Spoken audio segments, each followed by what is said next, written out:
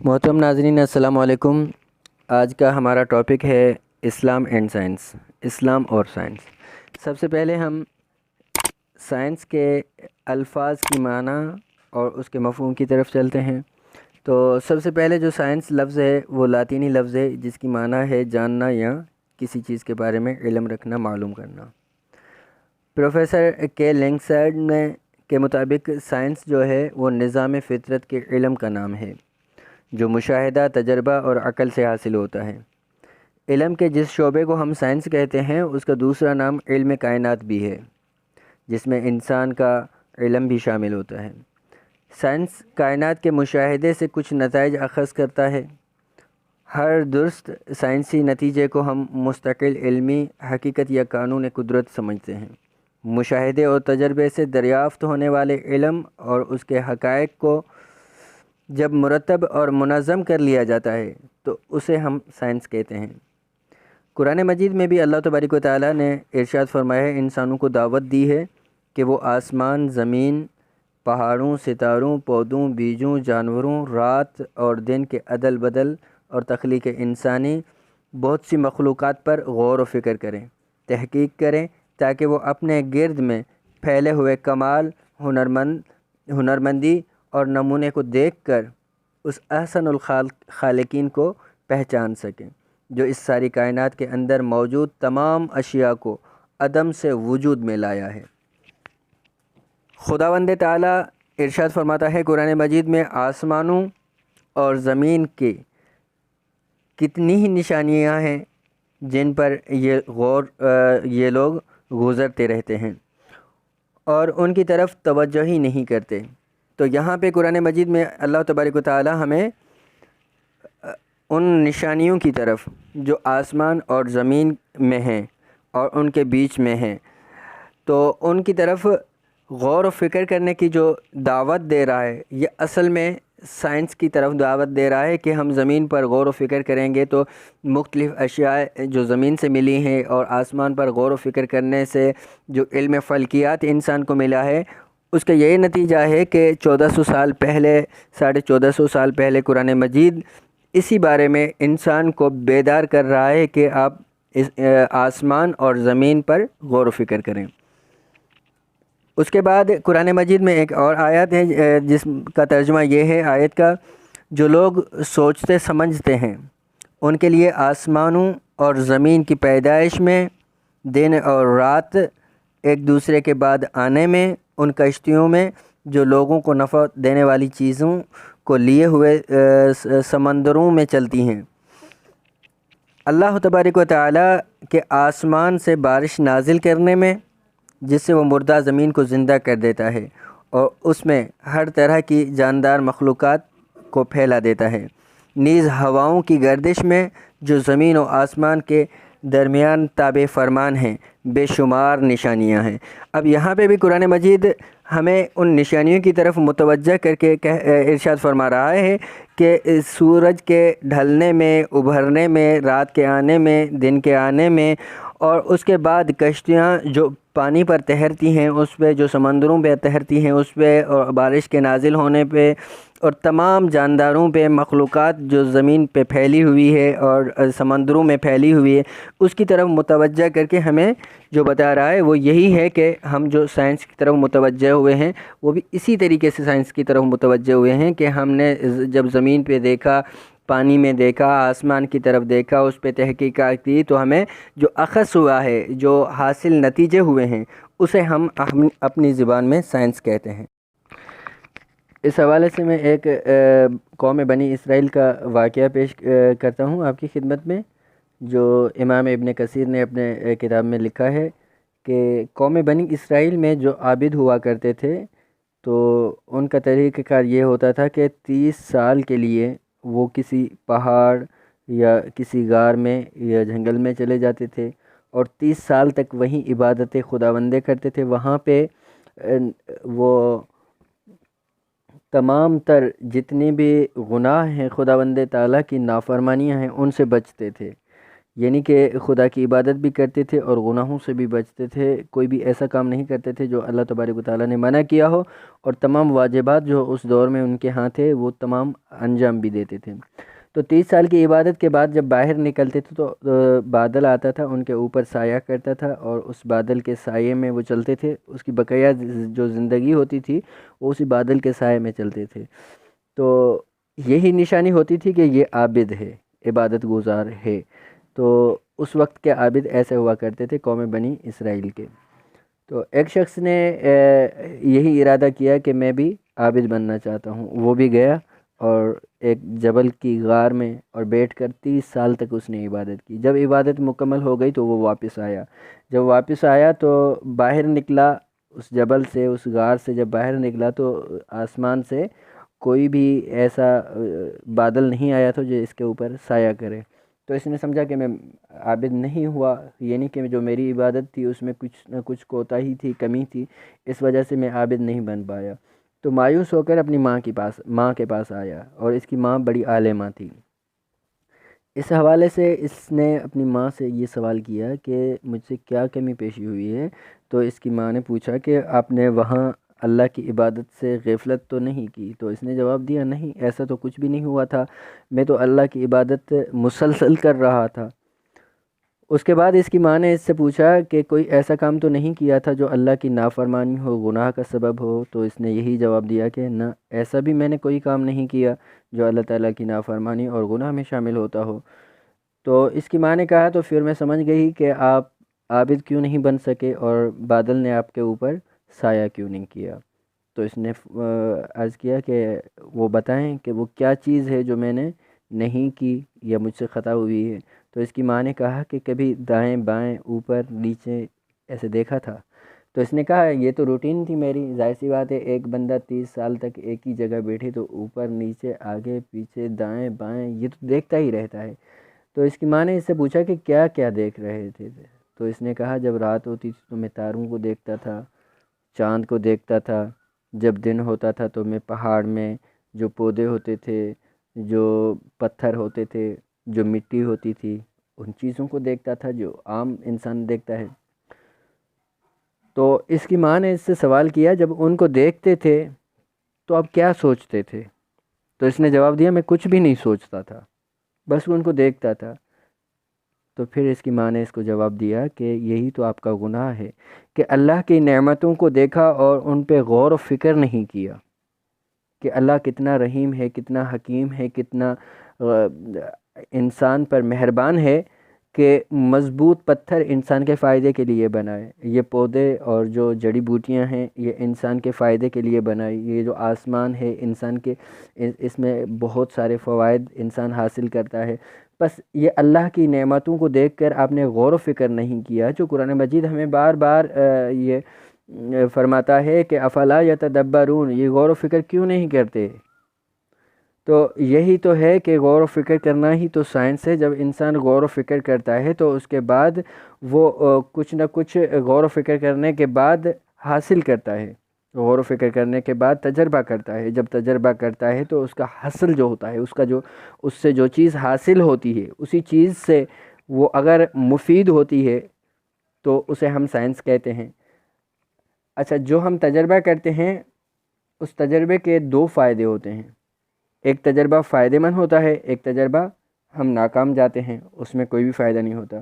جس میں فائدہ ہوتا ہے وہ تو یوزفل ہے ہی، وہ تو کارآمد ہوتا ہی ہے، جیسے کہ دنیا کی اشیاء بنی ہوئی ہیں، موبائل بنے ہوئے ہیں، یہ جو بلب بنے ہوئے ہیں، پنکھے بنے ہوئے ہیں، یہ جو چیزیں بنی ہوئی ہیں یہ تجربے کر کے ان میں کامیاب گئے ہیں۔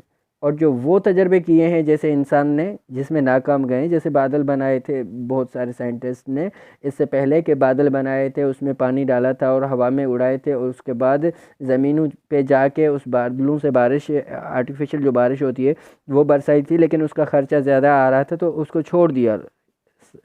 تو اس حوالے سے کم از کم جس میں فیل گئے ہیں، جس میں کامیاب نہیں گئے، اس میں بھی یہ تو پتہ چلا آئندہ کی نسلوں کو اور آئندہ کے آنے والے انسانوں کو کہ اس طریقے کے تجربے کرنے سے، ٹائم ضائع کرنے سے کوئی فائدہ نہیں ہوتا، یعنی کہ جو تجربہ کرتا ہے اس سے ہمیں فائدہ ہی فائدہ ہے۔ اگر وہ کامیاب ہو جاتا ہے تو بھی فائدہ مند ہے، اگر ناکام ہوتا ہے تو اگلے انسان کو اس فکر، اس سوچ کے مطابق اگر دوبارہ کوئی تجربہ کرنا چاہے تو وہ نہیں کرے گا، اپنا ٹائم بچائے گا۔ تو اس حوالے سے میں عرض کر رہا تھا کہ اس کی ماں نے کہا یہی آپ کا گناہ تھا کہ آپ نے اللہ کی نعمتوں کو دیکھا اور اس پہ غور و فکر نہیں کیا، اس لیے عابد کے اعلیٰ مرتبے پر، اعلیٰ درجے پر آپ نہیں پہنچ سکے۔ یعنی کہ اسلام ہمیں پھر سے دعوت دے رہا ہے کہ آپ دنیا کی اشیاء کی طرف نظر کر کے اس پہ غور و فکر کریں، اس پہ تجربے کریں، اس سے آپ کو بہت ساری چیزیں اخذ ہوں گی۔ اور حقیقت بھی یہ ہے کہ جو انسان اللہ تبارک و تعالیٰ کی نعمتیں اور جو مخلوقات خداوند تعالیٰ ہیں ان پہ غور و فکر کرتا ہے، اسے اتنی ہی اللہ تبارک و تعالیٰ کی معرفت بھی حاصل ہوتی ہے اور خداوند تعالیٰ پر اتنا ہی عقیدہ اس کا مضبوط ہوتا ہے۔ ایسا نہیں ہے کہ جو سائنسدان بن جاتے ہیں وہ خدا کو ماننا چھوڑ دیں، اور یا جو جس کے پاس علم زیادہ ہے وہ اللہ تبارک و تعالیٰ پہ ایمان جو رکھتے ہیں عام بندے، وہ ایمان رکھنا چھوڑ دیں، ایسا نہیں ہوتا، کیونکہ اس کی کچھ مثالیں ہمارے ہاں موجود ہیں، کچھ نہیں بلکہ بہت ساری ہوں گی۔ ایک واقعہ آپ کی خدمت میں عرض کرتا ہوں، وہ ہے 1909 کا واقعہ، جس میں ایک علامہ عنایت اللہ مشرقی ہے، اس کے زمانے کا واقعہ ہے۔ وہ لکھتے ہیں کہ ایک مرتبہ میرے ساتھ ایسا ہوا کہ بارش ہو رہی تھی، اور بارش میں کسی کام سے باہر نکلا تو جامع کیمبرج کے جو مشہور علم فلکیات کے ماہر تھے سر جیمز جینس، یہ بغل میں انجیل دبائے ہوئے چرچ کی طرف جا رہے تھے۔ میں نے قریب ہو کر سلام کیا، وہ متوجہ ہوئے اور مجھ سے جواب دے کر پوچھا کہ کوئی کام ہے؟ تو میں نے کہا ہاں کام تو تھا، لیکن اس حالت میں آپ کو دیکھ کر مجھے کچھ اور سوال میرے ذہن میں آیا ہے، وہ میں پوچھتا ہوں، جو کام تھا وہ بعد میں پوچھوں گا۔ تو اس نے کہا کون سا سوال؟ تو کہا کہ بارش ہو رہی ہے، اپنے بغل میں یہ جو انجیل دبایا ہوا ہے اور دوسرے بغل میں جو چھتری دبائی ہوئی ہے، چھتری تو بارش سے بچنے کے لیے ہوتی ہے، اس کو کھول کر اپنے اوپر ڈھکیں اپنے آپ کو، تاکہ آپ کو بارش نہ لگے۔ تو اس حوالے سے اس نے سوال کیا، جیسے مزاحن کوئی سوال ہوتا ہے کہ آپ نے اس کو بغل میں کیوں دبایا ہوا ہے، کوئی اس کی بھی حکمت ہے کیا؟ تو وہ مسکرایا اور بولا کہ مجھے بھول گئی تھی بات کہ چھتری۔ اس نے کہا اس کی وجہ کیا ہے؟ تو اس نے کہا چلو ٹھیک ہے، آپ کا دوسرا بھی سوال ہے، یہ جو باتیں ہیں ہم بیٹھ کے گھر کریں گے باتیں، اور ابھی جو میں اللہ تبارک و تعالیٰ کی عبادت کے لیے جا رہا ہوں چرچ کی طرف، اور انجیل اس کے بغل میں تھا۔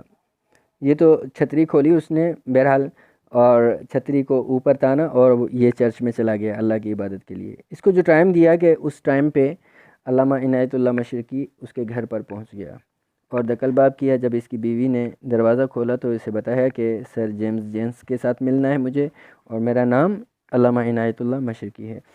تو اس کی بیوی نے جب انہیں اطلاع دی تو انہوں نے کہا کہ ہاں یہ میرا مہمان ہے اور اس سے ملنا ہے۔ جب یہ آپس میں بیٹھے تو اس نے خود ہی پوچھا، سر جیمز جینس نے، اس نے پوچھا کہ آپ کا جو سوال تھا وہ کیا تھا؟ تو علامہ عنایت اللہ مشرقی نے کہا کہ میرا یہ سوال تھا کہ جو لوگ زیادہ علم رکھتے ہیں، معرفت رکھتے ہیں، وہ زیادہ خدا سے ڈرتے ہیں۔ کہ ایسا ہی ہے کہ آپ علم فلکیات کے سب سے بڑے ماہر ہیں زمانے کے، اور آپ خدا کی اتنی عبادت کیوں کرتے ہیں؟ تو اس نے جواب دیا کہ جب میں فلک پر نظر رکھتا ہوں، جتنے میرے تجربے ہیں، جتنی میری پہنچ ہے، جتنا میں علم رکھتا ہوں، جب یہ ساری کائنات دیکھتا ہوں تو اس میں بہت ساری کہکشائیں، یہ جو سورج ہے، یہ جو چاند ہے، یہ ہوا میں جو گھوم رہے ہیں، مجھے تعجب ہوتا ہے کہ یہ اپنے ارد گرد گھوم رہے ہیں، اور جو ان کا دائرہ ہے اسی دائرے میں گھوم رہے ہیں، ان کی کوئی سپورٹ بھی نہیں ہے، اور اس کے باوجود یہ پتہ نہیں کب سے، کتنے عرصے سے، جو میں نہیں جانتا، یہ ایسے ہی چلے آ رہے ہیں۔ کوئی تو ہے جو ان کے نظام کو سنبھالے ہوئے ہے۔ اگر یہ خراب ہو گئے، یہ رک گئے، تو کیا ہوگا زمین کا، اور کیا ہوگا کائنات کا؟ جب یہ باتیں سوچتا ہوں تو مجھے خوف ہونے لگتا ہے. جب مجھے خوف ہوتا ہے تو میں خدا کو یاد کرتا ہوں جو ان سب سے بڑا اور سب پر کنٹرول رکھنے والا ہے. تب مجھے ایمان بھی ہوتا ہے خدا پہ کہ ان سب کا بنانے والا، خلق کرنے والا بھی خالق خدا ہے، اور ان کو چلانے والا بھی وہ خالق خدا ہے. جب اس کے بارے میں سوچتا ہوں تو اس کا ذکر کرتا ہوں. جب اس کا ذکر جا کے چرچ میں کرتا ہوں، اس کو یاد کرتا ہوں، تو میرے دل کو سکون بھی ملتا ہے اور میرا خوف بھی ختم ہو جاتا ہے. جب یہ سر جیمز جینس نے یہ جواب دیا تو علامہ عنایت اللہ مشرقی نے کہا کہ سبحان اللہ، کیا بات ہے کہ اللہ تبارک و تعالی ارشاد فرماتا ہے وَمِنَ النَّاسِ وَالدَّوَّابِ وَالْأَنْعَامِ مُخْتَلِفٌ أَلْوَانُهُ كَذَلِكَ إِنَّمَا يَخْشَى اللَّهَ مِنْ عِبَادِهِ الْعُلَمَاء. یہ سورہ فاتر کی 28 نمبر آیت ہے جو تلاوت کی تھی علامہ عنایت اللہ مشرقی نے. اس کا ترجمہ ہے اور اسی طرح آدمیوں کو اور جانوروں اور چوپائیوں میں بھی بعض ایسے ہیں کہ ان کی رنگتیں مختلف ہیں. اللہ سے اس کے وہی بندے ڈرتے ہیں جو علم رکھتے ہیں. واقعی اللہ تعالیٰ زبردست بڑا بخشنے والا ہے. جب یہ آیہ کریمہ سنی تو سر جیمز جینس نے پوچھا کہ کیا یہ قرآن مجید میں آیت ہے؟ تو علامہ عنایت اللہ مشرقی نے کہا جی ہاں، اور یہی قرآن مجید کی آیہ کریمہ ہے. تو یہاں پہ بھی کہنے کا یہی مطلب، تو جو شخص اس سائنس میں، اس کائنات میں غور و فکر کرتا ہے، وہ جتنا غور و فکر کرے گا اتنی اللہ تبارک و تعالیٰ کی اسے معرفت حاصل ہوگی کہ یہ جو چیزیں ہیں ہمارے کنٹرول میں ہی نہیں ہیں، اتنی بڑی چیزیں ہیں اور یہ مسلسل بغیر کسی فالٹ کے، بغیر کسی نقص کے وہ چل رہی ہیں، زمانے میں پتہ نہیں کب سے چلتی آ رہی ہیں. تو ان کا جو چلانے والا ہے وہ کتنا بڑا ہوگا، وہ کتنا عظیم ہوگا کہ اتنے بڑے سسٹم کو وہ چلا رہا ہے. اسی حوالے سے اب ہم مختصر سے کچھ مسلمان سائنٹسٹ جو ہیں ان کے حوالے سے بھی پڑھیں گے کہ جو مسلمان سائنسدان تھے انہوں نے قرآن مجید اور حضور اکرم صلی اللہ علیہ وآلہ وسلم اور حضرت علی علیہ السلام کے جو دیے ہوئے راستے اور ان کے طور طریقے کے مطابق اپنی زندگی گزار کر وہ کتنے بڑے مشہور سائنسدان بنے اور انہوں نے کتنی ایجادیں کی. اور یہ بھی میں بتاتا چلوں کہ آج کل کے زمانے میں جو مشہور ہے کہ ساری چیزیں جو ہیں وہ ایک انگریز، ایک کافر نے بنائی ہوئی، ایسا نہیں ہے. ہمارے مسلمان سائنسدان، جب ہم ہسٹری پڑھتے ہیں مسلم سائنٹسٹ کی، جب ہم ہسٹری پڑھیں گے تبھی ہمیں پتہ چلے گا کہ مسلمان سائنسدانوں کی کیا کیا ایجادیں ہیں. اور یہ بھی میں بتاتا چلوں کہ جتنے بھی سائنسی تجربے ہیں ایک دم سے کوئی چیز نہیں بنی. اگر ہیلی کاپٹر بنا ہے تو اس کی بھی تاریخ آپ دیکھ لیں، نیٹ پہ گوگل پہ بھی سرچ کر لیں تو آپ کو کتابوں میں ملے گا کہ ہیلی کاپٹر ڈائریکٹ ایسے شیپ میں نہیں بنا تھا. جو یہ گاڑی بنی ہے آج ہمارے ہاں، یہ ایسے شیپ میں پہلے نہیں تھی. یہ آہستہ آہستہ سائنسدانوں نے ترقی کی ہے. ایک چیز بنی تھی، اس کو خوبصورت بنانے کے لیے، اس کو آگے زیادہ اس میں سسٹم ڈالنے کے لیے اور چیزیں بنی ہیں. تو ایسے جو کائنات میں چیزیں سائنس میں بنی ہیں، اصل میں اس کی بیسک جو ابتدا ہے وہ کہاں سے اور کب اور کس نے کی اور اس کے بارے میں کس نے بتایا. تو اسی حوالے سے میں عرض کرتا ہوں کچھ مسلمان سائنٹسٹ کی تو داستانیں بہت بڑی ہیں، بہت ساری کتابیں لکھی ہوئی ہیں مسلم سائنٹسٹ پہ، لیکن مسلمان سائنسدانوں پہ، لیکن میں ان میں سے کچھ چند آپ کی خدمت میں عرض کروں گا. اس میں سے یہ عرض کروں گا کہ 8ویں صدی سے لے کر 12ویں صدی تک جو مسلمان سائنٹسٹ تھے، مسلمان سائنسدان تھے، انہوں نے بہت کچھ ترقی کی.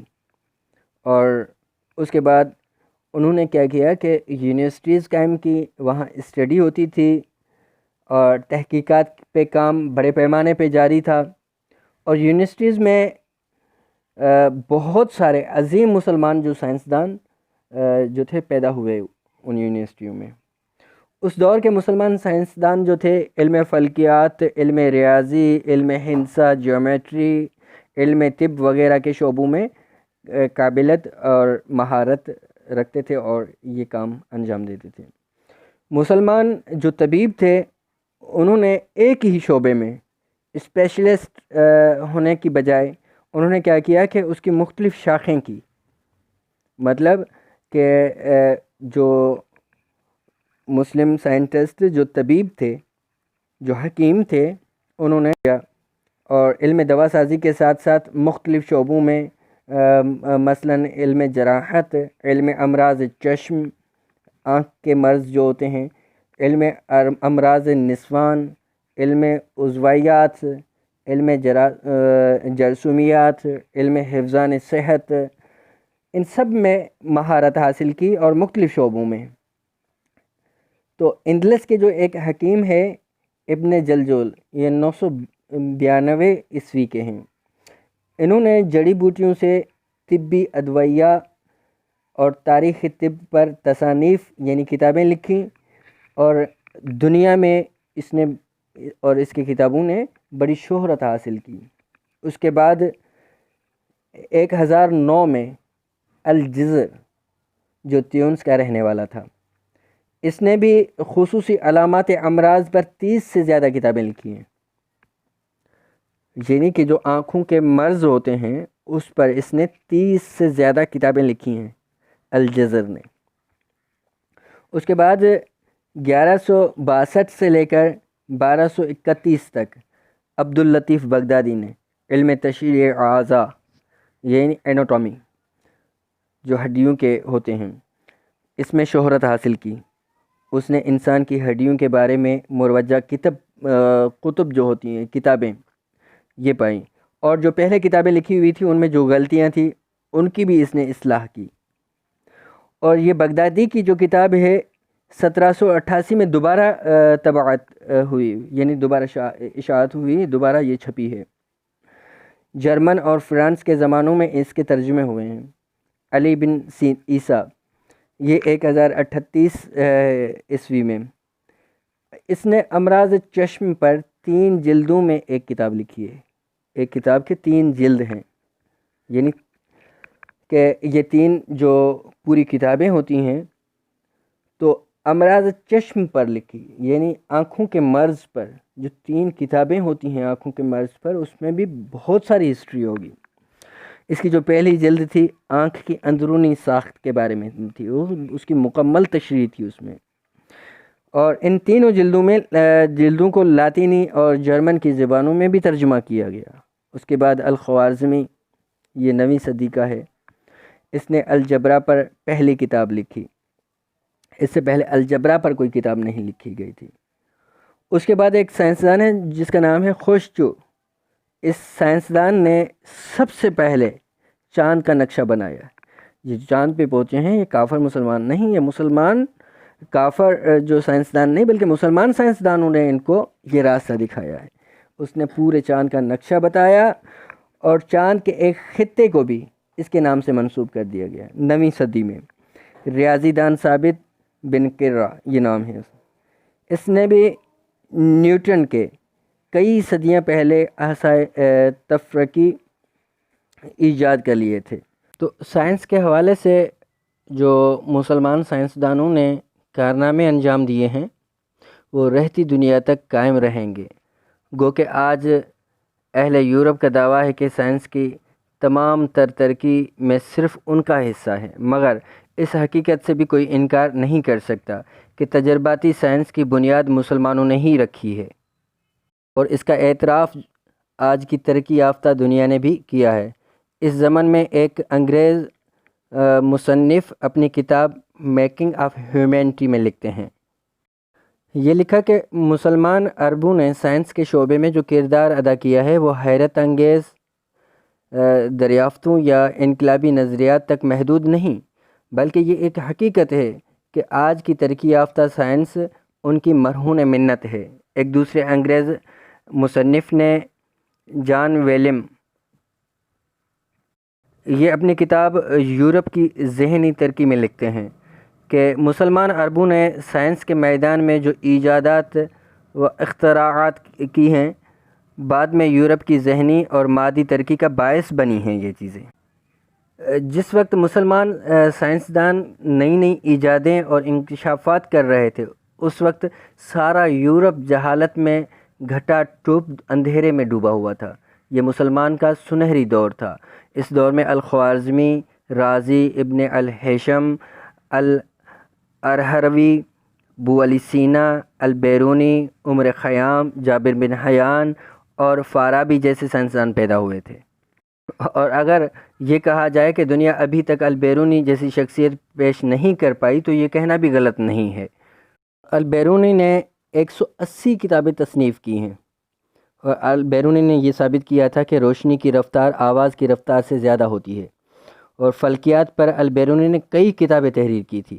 دنیا آج بھی البیرونی کو بابا فلکیات کے نام سے یاد کر رہی ہے۔ اس کے بعد ابو علی سینا فلسفے اور طب میں مشرق و مغرب کے تمام تر انسانوں میں یہ علم طب کے اور علم فلسفے کے امام مانے جاتے تھے۔ ابو علی سینا نے تقریباً 100 سے قریب کتابیں جو ہیں وہ لکھی ہیں۔ ابو علی سینا کے بارے میں پروفیسر براؤن کا کہنا ہے کہ جرمنی کی درسگاہوں میں آج بھی ابو علی سینا کی کاوشوں سے استفادہ کیا جاتا ہے۔ ابو علی سینا، محمد بن زکریا الرازی کی تصانیف آج بھی پیرس کی یونیورسٹی کے شعبہ طب میں آویزاں ہیں۔ اور جابر بن حیان، جس کو آج بھی دنیا جابر بن حیان کو بابا کیمیا مانتی ہے، جابر بن حیان نے شورے، گندھک اور نمک کا تیزاب ایجاد کیا، واٹر پروف اور فائر پروف کاغذ بنائے۔ جابر بن حیان کی یہ ایجادیں اور روشنی پر دنیا کی سب سے پہلی جامع کتاب المناظر ابن ہیثم نے لکھی ہے۔ اور اس کے علاوہ جو یہ کیمرے کا ہول ہوتا ہے، پن ہول کیمرے کا اصول بھی انہوں نے ہی دریافت کیا تھا۔ ابن الہیثم نے اس کو بابا بصریات کہا جاتا تھا۔ مشہور مسلمان ماہر فلکیات اور ریاضی دان اور شاعر عمر خیام نے التاریخ الجلالی کے نام سے ایک ایسا کیلنڈر بنایا جو آج کل کے رائج جو گردہ گریگورین کیلنڈر سے بھی زیادہ صحیح ہے۔ اور ابو القاسم ظاہروی جو ہیں وہ جراحت یعنی سرجری کے امام مانے جاتے ہیں۔ اور اس کی جو سب سے مشہور کتاب ہے التصریف، جس میں انہوں نے زخم کو ٹانکا لگانے، مثانے سے پتھری نکالنے اور جسم کے مختلف حصوں کی چیر پھاڑ کے متعلق یہ لکھا ہے کتاب میں۔ اور اس کی کتاب جو ہے وہ کئی صدیوں تک یورپ کی طبی یونیورسٹیوں میں بھی بطور نصاب پڑھائی گئی ہیں۔ اس کے بعد ابو جعفر محمد بن موسیٰ الخوارزمی نے فلکیات، ریاضی، جغرافیات میں اپنا نام بنایا۔ گنتی کے جو موجودہ رسم الخط ایجاد کی ہے وہ انہوں نے ہی کی تھی، اور گنتی میں زیرو کا بھی استعمال کیا۔ پہلے انہوں نے الجبر کا علم معلوم کیا، مثلث کی ایجاد کی۔ الجبر پر ان کی مشہور کتاب جو ہے حساب الجبر والمقابلہ، 18ویں صدی تک یہ یورپ کی یونیورسٹیوں میں بطور نصاب پڑھائی جاتی رہی۔ اور آج کے زمانے میں ہم ان سائنسدانوں کی جو تحقیقات ہیں اور ان کے جو کارنامے ہیں، ہمیں چاہیے کہ ان کے کارنامے بھی پڑھیں۔ اس سے کیا پتہ چلے گا کہ یہ صرف سائنسدان نہیں تھے، یہ اپنے دور کے ایک بڑے عالم بھی ہوا کرتے تھے۔ تو انہوں نے جو بھی تحقیق کی ہے وہ قرآن مجید سے اور حدیث سے کی ہے، اور جو بھی انہوں نے تحقیق کی ہے وہ اسلام کو مد نظر رکھتے ہوئے کی ہے۔ اور جو یہ اتنے بڑے سائنٹسٹ تھے وہ بھی خدا سے اتنا ہی زیادہ ڈر رکھتے تھے کہ جو جتنا اس کائنات کا علم رکھتا ہے وہ اتنا ہی اس کائنات کے بنانے والے کی معرفت رکھتا ہے۔ امید ہے کہ ہم سائنس اور اسلام پہ مزید بھی گفتگو کریں گے، اور ان پہ جو پرندوں کے جو اللہ تبارک و تعالیٰ کی مخلوقات ہیں ان میں قرآن مجید کی آیات۔ آج کا لیکچر یہاں پہ ختم ہوا، اور اس کے بعد میں آپ کے ساتھ ہوں اسلام اینڈ سائنس کے ٹاپک پر انشاءاللہ مزید بھی بات کرتے رہیں گے۔ والسلام علیکم ورحمۃ اللہ وبرکاتہ۔